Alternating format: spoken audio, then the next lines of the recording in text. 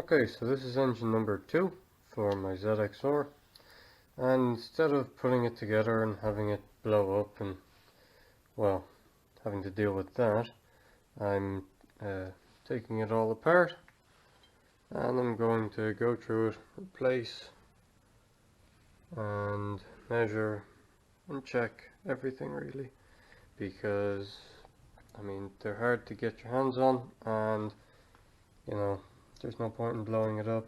So what I'm thinking is I'll be able to get C model cylinders instead of an A model. They would be slightly larger bore, about 1 mil, and well, that's it really. The stroke wouldn't matter, but parts are much easier to get for C model top ends, meaning you can still get genuine pistons and rings and not be chasing your tail looking for parts like the A model.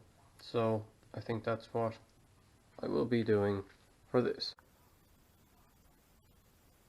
As well as that, the other motor that I have in here, it's also an A model.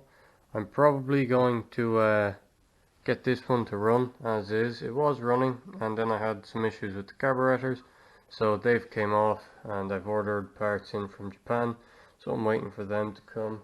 And after that I have to do up my coils again. I got shitty spark plug lead and they corroded and ruined themselves on me.